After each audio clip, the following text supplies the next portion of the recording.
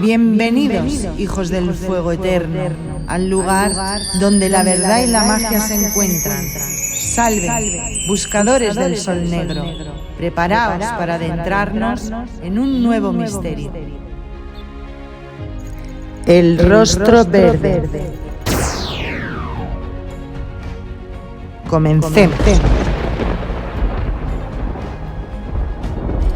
Capítulo 13. El doctor Sephardi había pedido al barón Feil y a Swammerdam que vinieran a su casa. Llevaban más de una hora en su biblioteca. Era ya noche cerrada. Hablaron de mística, de filosofía, de la cábala y del extraño Lázaro Idoter, el cual, liberado hacía tiempo, había retornado a su negocio de bebidas alcohólicas. Pero la conversación volvía siempre a la persona de Hauberrisser. Al día siguiente era el entierro de Eva. «Es terrible, pobre hombre», exclamó Feil, levantándose para andar por la habitación con pasos agigantados. «Si me pongo en su lugar, me dan escalofríos». Se paró y miró a Sephardi. «No deberíamos ir a verlo y hacerle compañía. ¿Qué opina usted, Swammerdam? ¿Podemos excluir que se rompa esa tranquilidad incomprensible en la que está sumergido? Si de repente volviera en sí y se encontrara solo y abandonado en su dolor». Swammerdam negó con la cabeza. «No se preocupe por él, señor. La desesperación ya no puede alcanzarlo. E Idoter diría que sus luces han sido intercambiadas». «Su fe tiene algo terrible», murmuró Sephardi. «Cuando lo oigo hablar de esa manera siento una especie de espanto». Vaciló un instante preguntándose si no iría a abrir una llaga. «Cuando asesinaron a su amigo Kinkerbock, usted nos preocupó mucho. Creímos que el suceso lo hundiría. Eva me pidió muy particularmente que fuese a verlo e intentara consolarlo. ¿Dónde pudo hallar la fuerza para soportar con tanto valor un horrible acontecimiento que debía haber sacudido los fundamentos de su fe?» Swammerdam le interrumpió. «¿Se acuerdan de las palabras que Kinkerbock pronunció antes de morir?» «Sí, frase por frase, y más tarde comprendí también su significado. No cabe duda de que previó exactamente su fin antes de que el negro entrara en el cuarto. Lo que dijo acerca del rey de Etiopía bastaría para probarlo. Precisamente el hecho de que se haya realizado su profecía es lo que me consoló. Al principio, naturalmente, estaba derrumbado, pero cuando comprendí la magnitud del acontecimiento me pregunté, ¿qué es preferible? ¿Que una palabra pronunciada en trance se realice o que una niña enferma de tisis y un viejo y decrépito zapatero vivan algún tiempo más? ¿Hubiera sido mejor que el espíritu mintiera? Desde entonces el recuerdo de aquella noche es para mí una fuente de alegría pura y serena. ¿Qué importa que los dos tuvieran que morir? Créanme, ahora están más a gusto».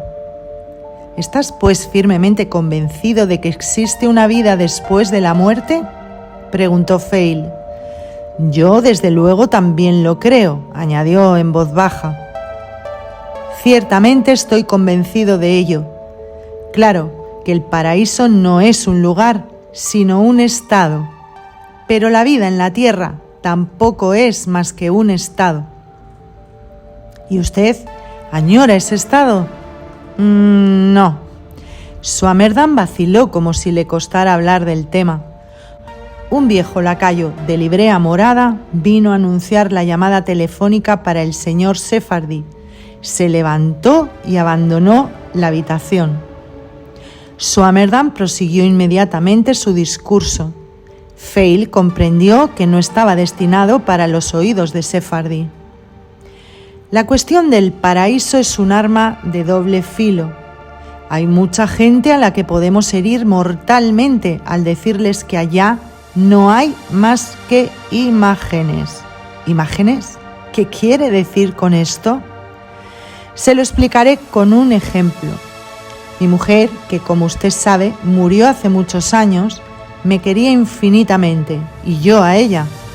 Ahora ella está en el más allá y sueña que estoy con ella. No sabe que no es sino mi imagen lo que está con ella. Si lo supiera, el paraíso sería para ella un infierno.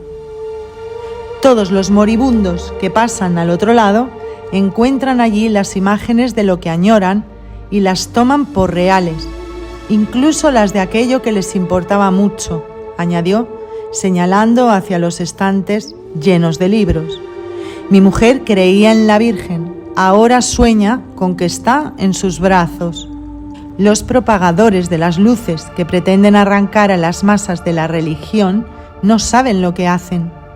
La verdad solo es para una élite restringida. Debería quedar oculta a las masas. Quien solo conoce la mitad de ella entra al morir en un paraíso sin color. El gran deseo de Kinkerbok en esta tierra era ver a Dios. Ahora está en el más allá y ve a Dios. Era una persona sin conocimientos ni cultura, no obstante salieron de su boca palabras de verdad, engendradas por su sed de Dios. Pero un destino misericordioso le impidió descubrir su sentido profundo. Durante mucho tiempo yo no comprendí la razón, ahora la comprendo.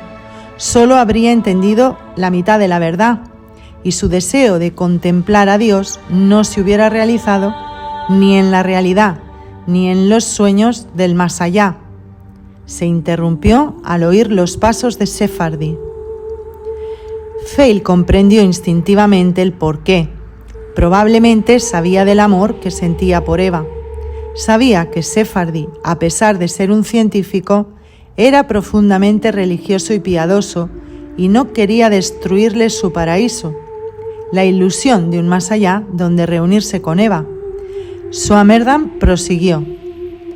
Acababa de decir que el hecho de ver realizada la profecía de Kinkerbok ha restado importancia a su muerte atroz, convirtiendo mi dolor en alegría. También esto puede ser un intercambio de las luces, la transformación de la amargura en la dulzura, lo cual solo puede lograrlo el poder de la verdad. Sigue siendo para mí un enigma sin solución, interrumpió Sephardi, la manera como consigue usted vencer el dolor gracias al conocimiento. Yo también intento combatir el dolor que me produce la muerte de Eva por medio de pensamientos filosóficos, pero tengo la sensación de que nunca me aliviarán. Swammerdam ladeó la cabeza pensativo. Naturalmente, esto se debe a que sus conocimientos son generados por el pensamiento y no por la palabra interior. Sin darnos cuenta, desconfiamos de nuestros propios conocimientos y por ello nos parecen grises y muertos. Por el contrario, las inspiraciones que vienen de la palabra interior son regalos vivos de la verdad, que nos alegran indeciblemente cada vez que nos acordamos de ellos. Desde que sigo esta vía, rara vez he oído la palabra interior y sin embargo toda mi existencia es iluminada por ella. ¿Y todo lo que dijo se hizo realidad?, preguntó Sephardi reprimiendo una duda en su voz. ¿O no se trataba de profecías? Sí, había 3 profecías referentes al lejano futuro. La primera era así: gracias a mi ayuda, se abrirá para una joven pareja un camino espiritual que permanecía sepultado desde hace miles de años.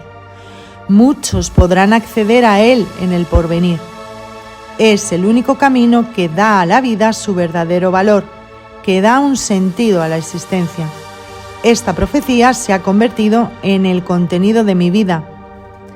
De la segunda de las profecías prefiero no hablar. Si lo hiciera me tomarían por loco. Fail preguntó: ¿se está refiriendo a Eva? Swammerdam no contestó, limitándose a sonreír. Finalmente dijo: y la tercera carece de importancia, aunque ello es imposible, no les interesaría. ¿Tiene indicios del cumplimiento de al menos alguna de las 3 predicciones?, preguntó Sephardi. Sí, tengo una ineludible certeza. Poco me importa que se realicen, me basta con saber que soy incapaz de dudar de su realización. Ustedes no pueden comprender lo que significa sentir la verdad a flor de piel, la verdad que nunca se equivoca. Son cosas de las que hay que tener una experiencia propia. Nunca experimenté lo que se llama una visión sobrenatural, salvo en una ocasión, en sueños. Se me apareció la imagen de mi mujer en una época en que yo andaba buscando un escarabajo verde. Nunca deseé contemplar a Dios. Jamás se me apareció un ángel como a Kinkerbok. Nunca encontré, como Lázaro y Doter, al profeta Elías. Pero la vivencia de la palabra bíblica, bienaventurados los que no han visto y han creído, me ha recompensado 1000 veces por ello. En mí la frase se ha hecho realidad. He creído donde no había nada que creer y he aprendido a considerar posibles cosas imposibles. A veces siento junto a mí a alguien gigantesco y todopoderoso, o sé que Él protege a este o a aquel. No lo veo ni lo oigo, pero sé que está ahí. No espero verlo alguna vez, pero pongo toda mi esperanza en Él. Sé que tiene que venir una época terrible, espantosa, que será precedida por un huracán de una intensidad nunca vista. No me importa vivir o no esa época, soy feliz sabiendo que vendrá. Un escalofrío recorrió a Fail y a Sephardi cuando oyeron estas palabras que Swammerdam pronunció con una fría calma. Me han preguntado esta mañana que dónde creía yo que podía haberse escondido Eva durante tanto tiempo. ¿Cómo podría yo saberlo? Sabía que vendría, eso sí, y efectivamente vino. Y tan seguro como que yo estoy aquí, sé que no está muerta. Él la protege con su mano. Pero si está en un ataúd en la iglesia, mañana la enterrarán, exclamaron Fail y Sephardi al mismo tiempo. Aunque la enterraran 1000 veces, aunque tuviera en mis manos su cráneo, sabría que no ha muerto. Está loco, le dijo Fail a Sephardi cuando Swammerdam ya se había marchado. Las altas ventanas ojivales de San Nicolás despedían una luz tenue. Un resplandor procedente del interior iluminaba la niebla nocturna. Apoyando la espalda contra la tapia del jardín, confundido con la sombra, el negro Usibepu esperaba inmóvil a que pasara el guardia encargado de vigilar las mal afamadas calles del puerto desde que sucedieron los funestos acontecimientos del Zidig. Tras oír cómo se alejaban los cansinos pasos, se subió por las rejas, escaló un árbol y saltó desde allí al tejado, abriendo la claraboya con precaución y dejándose caer suavemente, como un gato. En el centro de la nave, sobre un catafalco de plata, reposaba Eva, las manos juntas sobre el pecho, los ojos cerrados y la sonrisa rígida en medio de un montón de rosas blancas.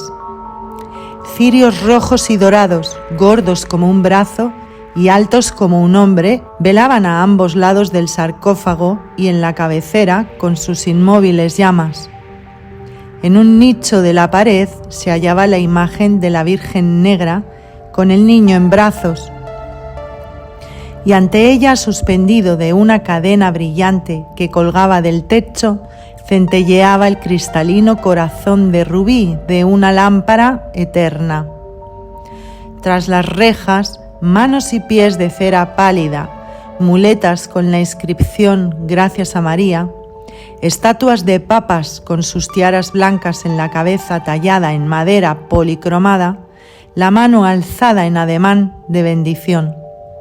Sin hacer ruido, el negro se deslizó de columna en columna, lleno de sorpresa al contemplar aquellas cosas tan extrañas para él.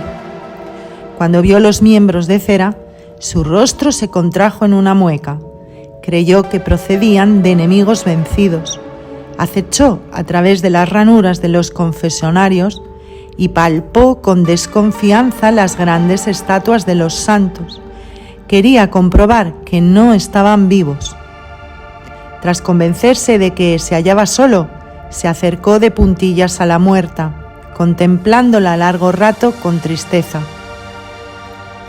Algo aturdido por su belleza, acarició sus cabellos rubios y sedosos y se sobresaltó como si temiera interrumpir su sueño. ¿Por qué se había asustado tanto de él aquella noche en el Fiidig? No acababa de comprenderlo.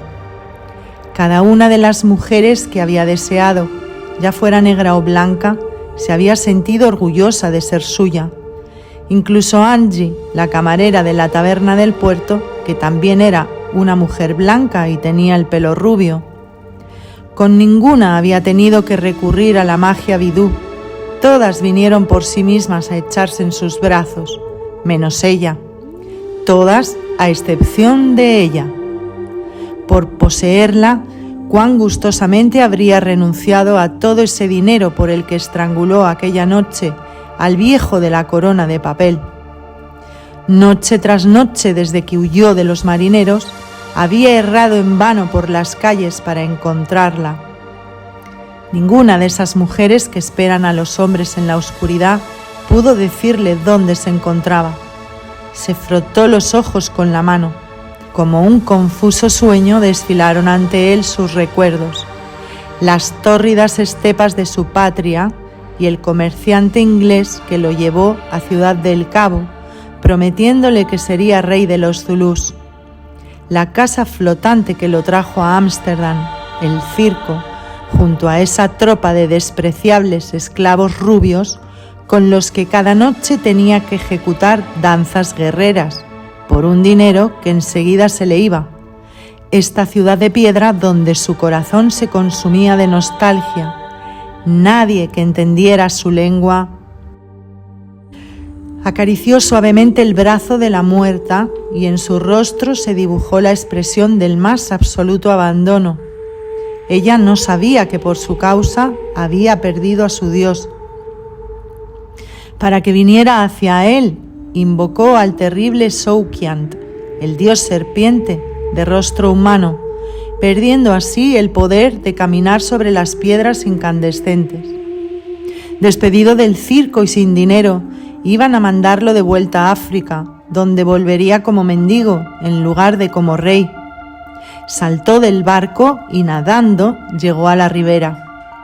Durante el día se escondía en las embarcaciones y por la noche recorría el Fiidig buscándola a ella, a la que amaba más que a su estepa, más que a sus mujeres negras, más que al sol en el cielo, más que a todo.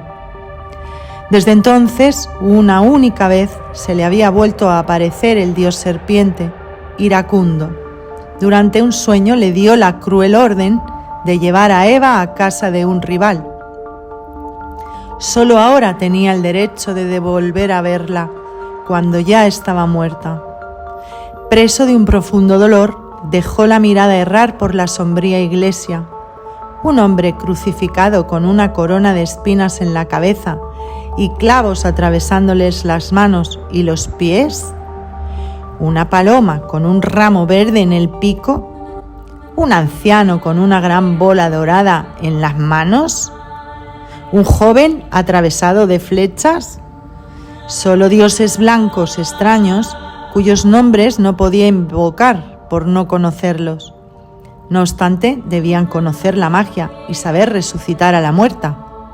¿De quién sino de ellos obtendría el señor Citer Arpad el poder para hundirse cuchillos en la garganta o tragarse huevos de gallina y hacerlos reaparecer? Una última esperanza lo inundó al reparar en la imagen de la Virgen. Debía de ser una diosa porque llevaba una diadema en la cabeza. Era negra, de manera que quizás comprendiera su lengua.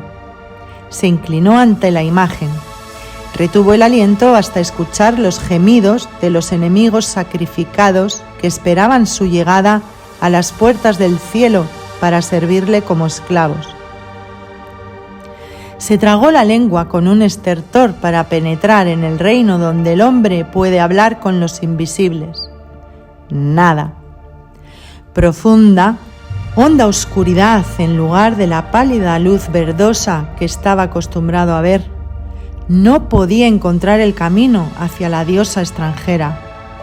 Lentamente y con tristeza volvió junto al ataúd, se acurrucó al pie y entonó el canto mortuorio de los zulús, una liturgia salvaje y terrible, a veces bárbaros sonidos guturales, a veces un murmullo como el golpe de los antílopes en fuga, roncos y desesperados rugidos, quejidos suaves y melancólicos que ahora parecían perderse en lejanos bosques y ahora despertaban con sollozos resonantes como el aullido de un perro que hubiera perdido a su amo.